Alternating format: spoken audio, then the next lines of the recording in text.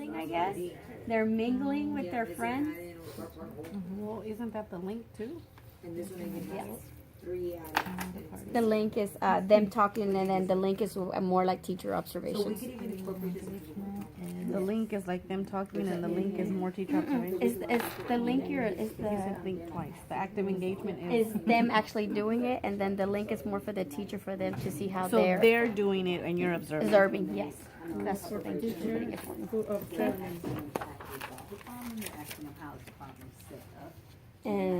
That's kind of like the video from yesterday, huh? And then the share is they're going to be. The share is going to be that they're going to make plans or goals on what new things they want to learn about. So I guess that's you can keep that too in the cocktail party. They're like, okay, I read this, but now I want to learn more about this because just So then, can we do this like a new little anchor chart for the room, and they can post all their little their goals because it has an example of what they want to learn now. It's not how many books I'm going to read. It's what do I want to learn about next. For the nonfiction. And y'all know y'all can print out. Check out books from the library, and you're not held accountable when you put them in your level library. So if you need more nonfiction books. Okay, and that comes to the next point because on the next one is they have to have a bag full of nonfiction books.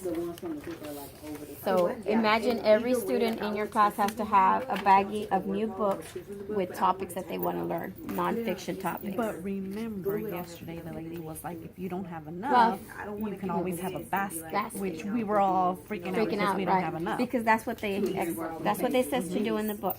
And don't forget that big old tub of books for English side. And there was some Spanish ones. They're old, but they're still nonfiction. So their book bags have to be all nonfiction. It says right here that the book bags filled with new books at a topic that they want to learn about.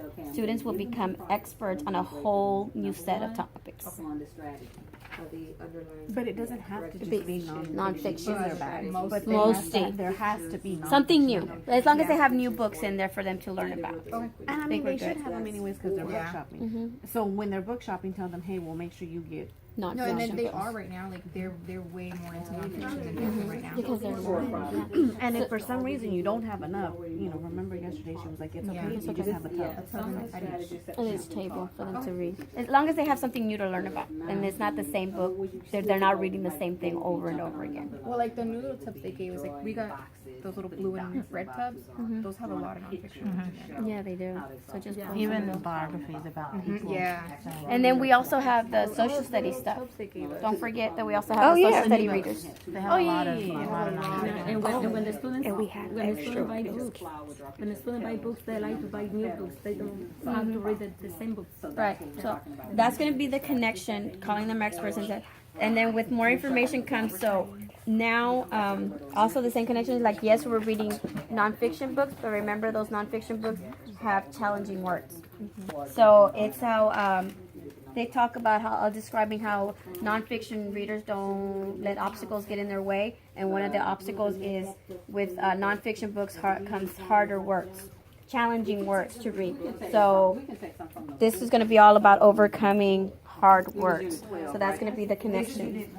And the teaching point is that readers don't let anything get in their way of learning new topics. So we're not going to let anything get in the way of learning something new, tying it into those challenging words from the nonfiction sections. That's going to be the teaching point. The teach and the active engagement. What's the teaching point? The teaching point is that nonfiction readers do not let anything get in their way of learning new topics. And then for y'all, I could even just look You're extra prepared to Such as And I did. Okay. and it's just type it up on print. So you want to make anything get in the way, and like you can like model for them, like you reading a hard book. And I mean, those nonfiction books, they have really hard words. Even for us, they're like really long. So just model for them how you do it, how you would practice reading those books. And this is just, so the teaching part, that's going to let them, like you said, you're going to be practicing how to read those challenging words. And you can also, it's not just reading them, but you can also, with meaning, use the context clues around it. It says, practice figuring out tricky words by covering up and thinking what would make sense. And if y'all remember, what would make sense refers back to that anchor chart that we have. So it says, refer back to the anchor chart, good habits for solving hard words. See, this is tying in really well with that word detective. It's, I mean, they're still using all their little word detective stuff. Yeah. Right. It's going right over. So that's going to be your teaching and your active engagement. How do you figure out tricky words? Model for them how, when you come across the tricky words, not to ever forget this chart. So this would be a good chart to just leave posted there forever, because it's going to be a lot of references throughout this one. Okay, so that's going to be the teaching more and the active engagement. For the link, the students will have because with their new stack of words, with their new stack of books, there's going to be challenging words, and just to remind them that they have a toolkit so they can figure out those tricky words. Once again, the strategies that they have learned. And then for, they don't have a sharing this time. Yes, they do. Yeah. On page 48. It's on page Oh, that's right. Simon, there you go. Okay, for conferring, it says remind students about what they have already learned with their tricky words. So reminding them again the different strategies they can use to read the tricky words. And are there any posted anchor charts for this unit? I mean, The anchor these chart sessions? is the good habits for solving hard words. And just refer back to the ones that we've been working on, the reading the pictures. You know, just like they're... Yes, they are laminated. I just want to put that on the video. Yes. So, yeah. So, but also that chart for y'all to have. And for the share, they're going to get with their partners. It's mostly partners this whole week. It's partnerships.